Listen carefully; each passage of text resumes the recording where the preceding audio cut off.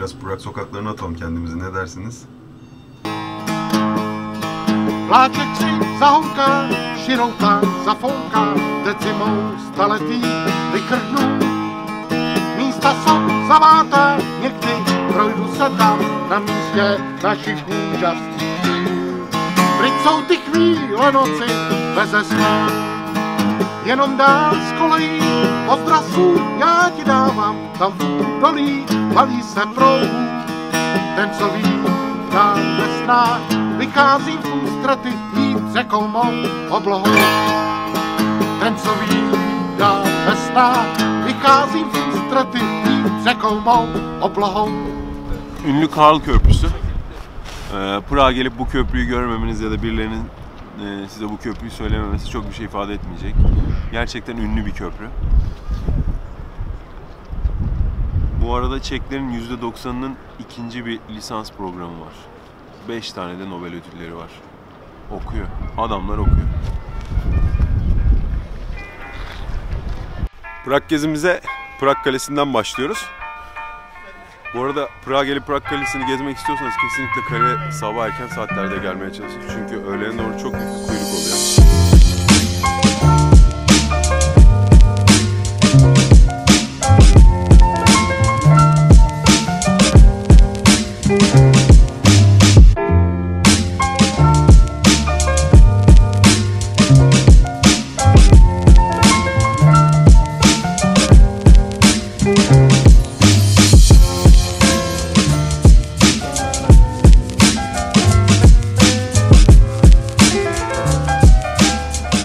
Prag Kalesi'ne geldiğiniz zaman zaten sizi büyüleyecek tek bir yapı var. O da St. Vitus Katedrali. İçeri girip görebilirsiniz ama bazı bölümlerini gezmeniz için ücretli tur almanız gerekiyor. Herhalde bir bu katedral var yani bu Prag Kalesi'nin içinde. Gerçekten ilginç olan. Sen beğendin mi Buket? Ben de beğendim. Değişik yani. Prag Kalesi 9. yüzyılda inşa ediliyor. 16. yüzyılda bir tadilat geçiriyor. O tadilatından sonra bu haline dönüşüyor. Şu an sanırım Prag'ın en büyük gelir kaynaklarından biri. Yani turizm.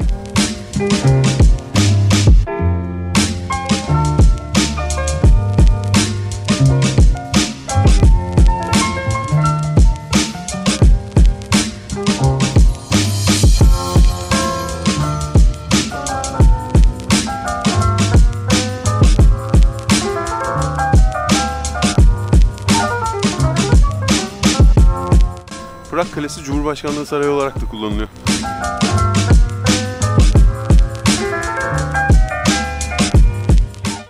Rolling Stones Prag'da konser veriyor.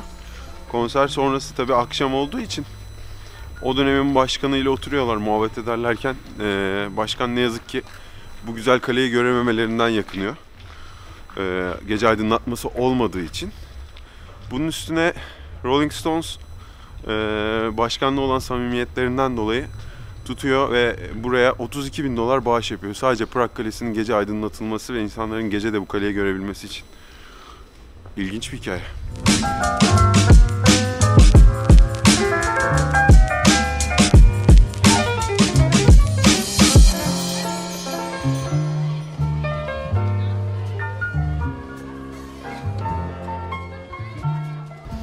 Bu arada Prag'a kendi başına gelecekler için havaalanından şehrin içine transfer tavsiyesinde bulunayım. Havaalanından çıktığınız zaman 119 numaralı otobüslere binerseniz direkt şehir merkezine transfer olabileceğiniz metro durağında bırakıyor sizi. Son durak olarak orası. Oradan da metroya atlayıp şehir içine geçebiliyorsunuz.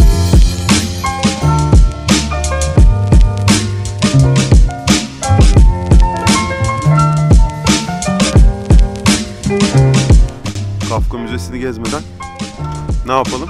Bir kahve içelim.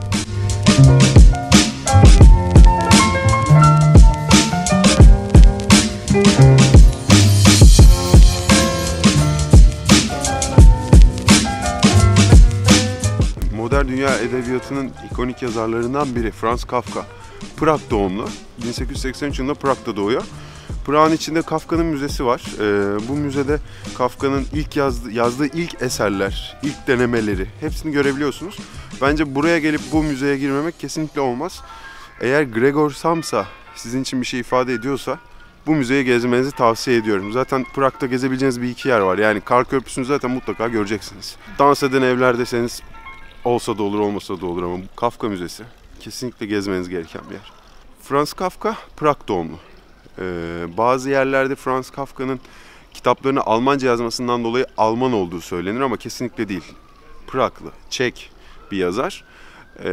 Yazılarını yazdığı, karalamalarını yaptığı zaman Almanca çok revaçta bir dil. O yüzden bütün eserlerini Almanca yazıyor. Ama kesinlikle Praglı.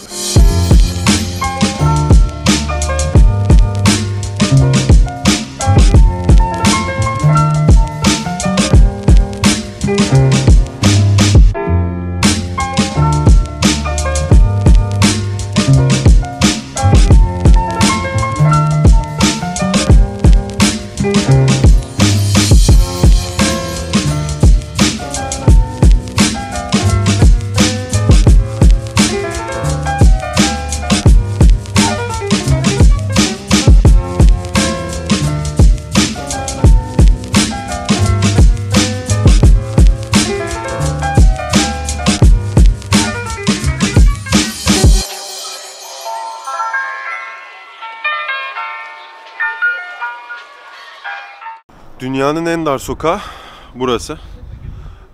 Yalnız şöyle bir sıkıntı var, kapalı. Ne yazık ki geçemeyeceğiz. Neyse, siz gelirseniz burayı gezin. Kafka Müzesi'nin hemen yanında.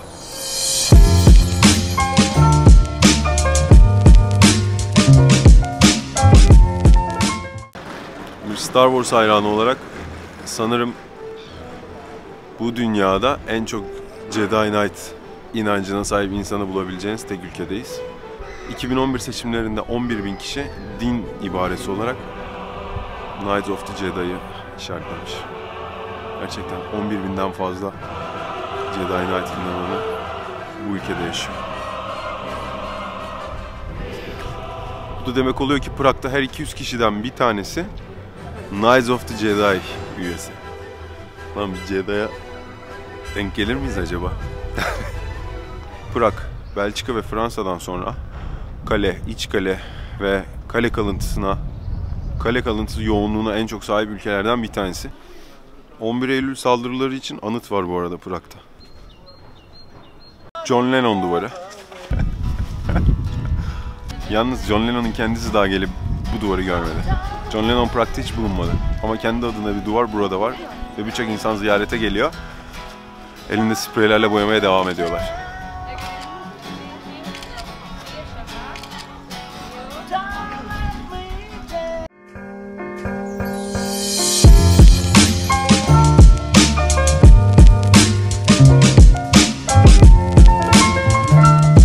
Burası Karl'ın Köprüsü. Daha doğrusu Karl'ın Most diyor kendi dillerinde Çekler. İngilizce Charles Bridge olarak geçiyor. Burası Karl'ın Köprüsü Türkçesi. Karl Most. Hatta Karlovy de Karl'ın banyosu olarak geçiyor. Karlovy Most. Köprüye de yere de kendi ismini vermiş. Barbie megaloman. Adam kral.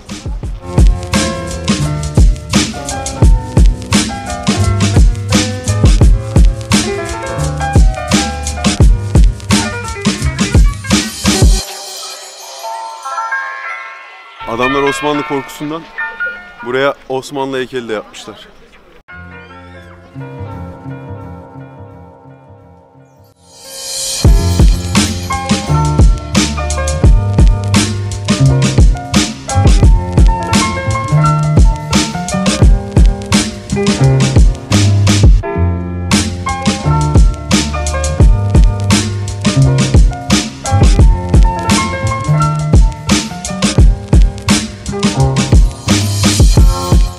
Deneyeyim bari ben bunu.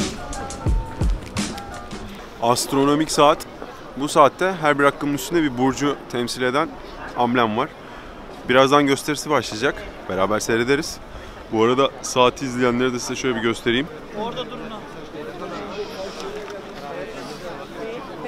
Bu insanlar da bu saatin gösterisini izlemek istiyorlar.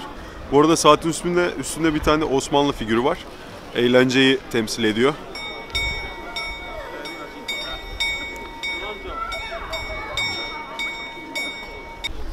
Gördüğünüz gibi saatin de pek bir özelliği yok. Ne yapıyoruz Buket?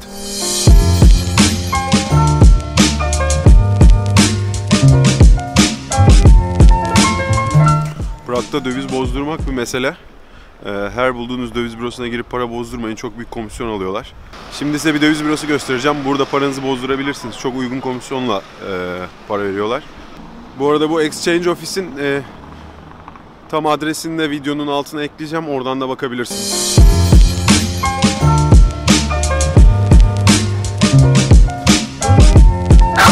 Ay, tamam kızma.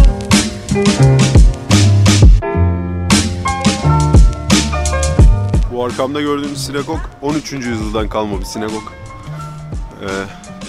Eski yeni sinagog olarak geçiyor. Hitler'in emeklilik planı. Buraya eğer Hitler elinde tutsaydı katlettiği Yahudiler için bir müze yapmayı planlıyormuş. Eski yeni denmesinin sebebi de sanırım 13. yüzyıldan kalan yani en eski sinagoglardan bir tanesi. Savaşta zarar görmüyor. Almanlar buraya geldiği zaman buraya zarar vermiyor. Çünkü Hitler'in o söylediğim emeklilik planı var bu sinagog için. Burası Yahudi mahallesi. Genelde Yahudi topluluğu bu bölgede yaşıyor.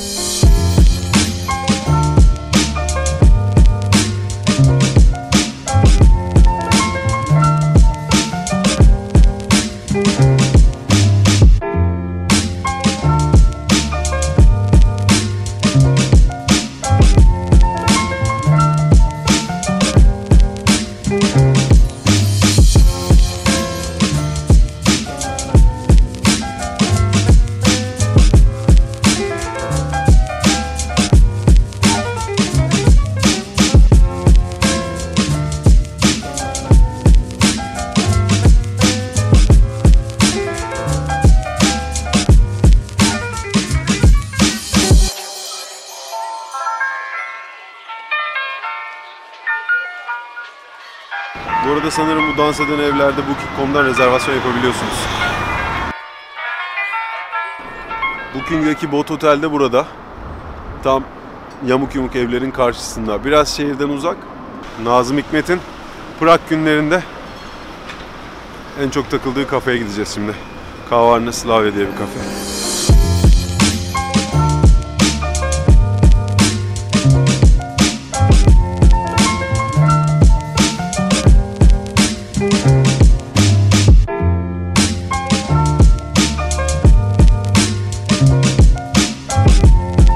Prag'da ne yiyeceğim diye düşünüyorsanız lokale gelebilirsiniz.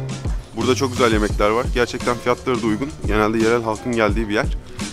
Gulaş yiyin. Yanına güzel bir ekmek sideling alın. Fiyatları da uygun.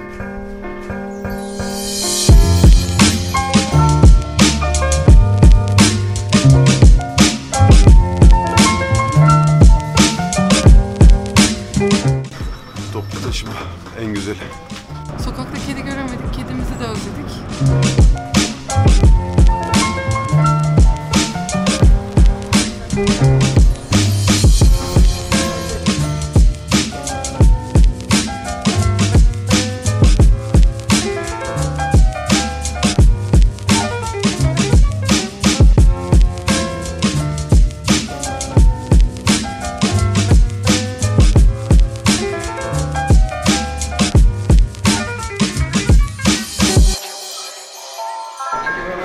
Bye.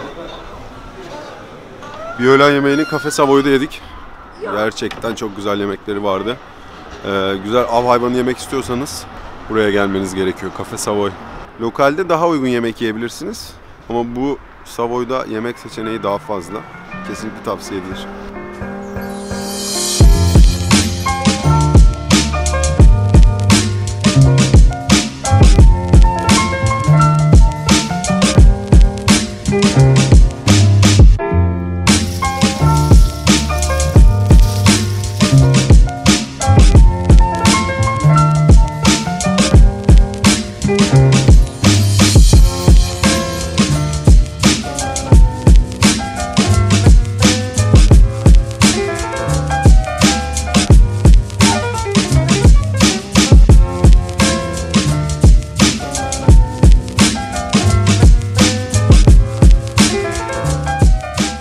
Metroya binmeden dönmek olur mu?